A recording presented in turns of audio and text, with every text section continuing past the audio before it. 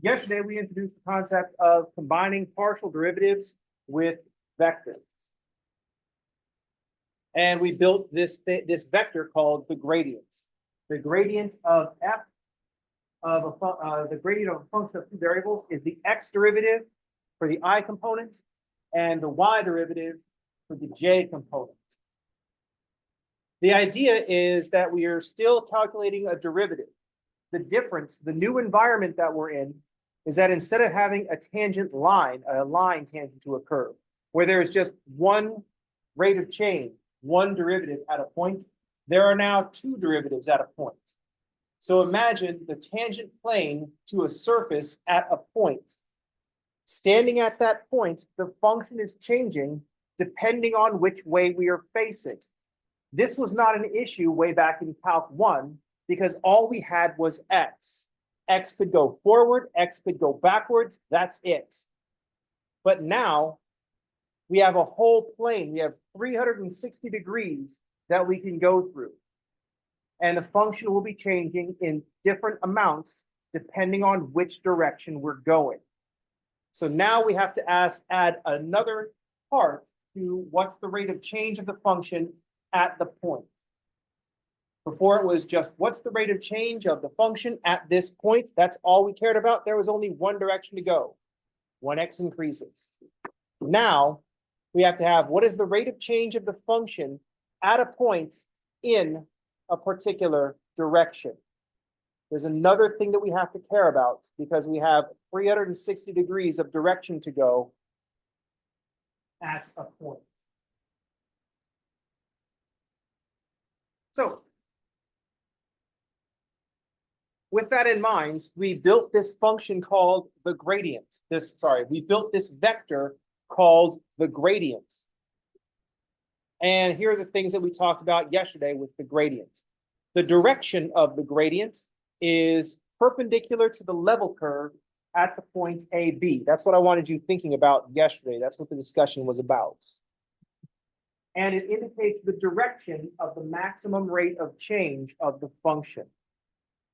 So of all the directions that we could go, just looking at xy, of all the directions that we could go, the gradient is pointing in the direction of the maximum rate of change, so long as the gradient isn't zero. So that's what one of the things that we calculated yesterday.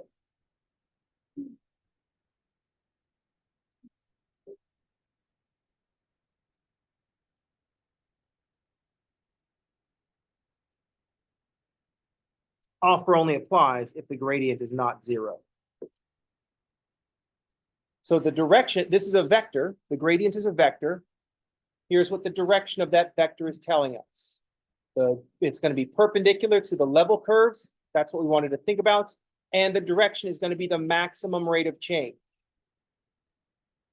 As far as the magnitude goes, this is the gradient is a vector, so it has direction and magnitude. Here's what the magnitude is telling us.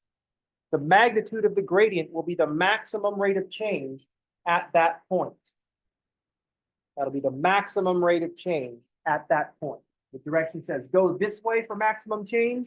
The magnitude says this is the most change that you can get, the highest rate of change that you'll get. And I do like this visualization that this book points out, that the magnitude of the gradient will be large when contours are close and small when the contours are far apart. The distance between the contours is how steep things are. So if we're at 100, a height of 100, and then just a contour right next to it is at 200, that's a very steep hill that we are on. But if the 100 contour is a mile away from the 200 contour, that is a very flat hill that we are on. So visually, that makes sense. The things that we want to tie together, we want to think of the gradient as this, it acts as a derivative.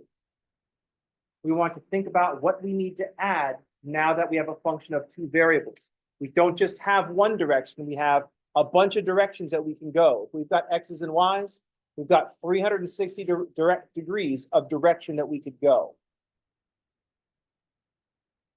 The gradient is saying this direction is the maximum, is the direction of the maximum, and the magnitude of the gradient will be the maximum rate of change of f. Any questions? The steepest, it's the direction of the steepest path up the hill.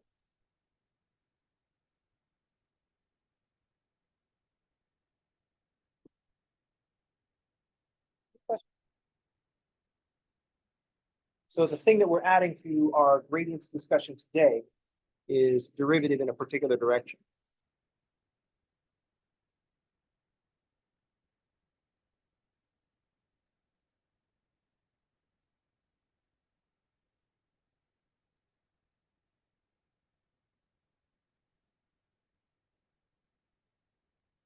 Our old problem had the derivative of the function at x. That's the rate of change of the function at that point. F prime of c is the rate of change of f at c. There is no concern about direction because there is only one direction. X increases and -1 times x increases. Same. Now I have x's and y's. What happens if x increases? What happens if y increases? We've got 360 degrees that we can go through. Is everybody okay?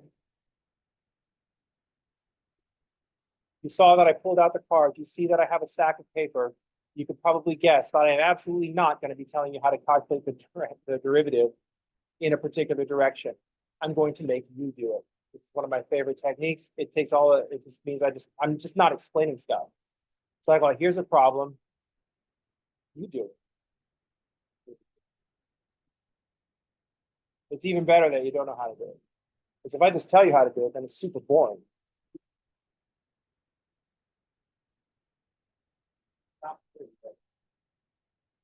So we're working with a function that we are familiar with. Keeping the function simple. We're keeping the function simple because we want to do thinking about some new stuff. Fortunately, recognize that constantly derivative now has another key. What direction are we constantly derivative? What's the direction?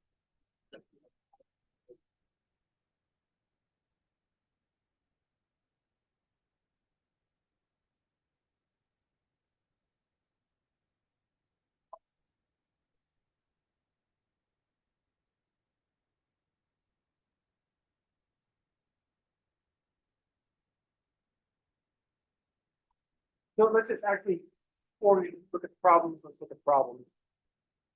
Here are the problems. There's a function. We got this circular paraboloid that we're familiar with at 0, 0, 4, and it kind of like falls down from there. So I want you to find the gradients of this function at the points -√3 and 1. I want you to sketch the contour of this function that contains the point we're interested in, and then draw the gradient on there. I want you to find the magnitude of the gradient at that point. And then there are 3 questions. Find the rate of change of the function in some other direction. Draw those other directions and think about what the rate of change of the function is in those 3 different directions.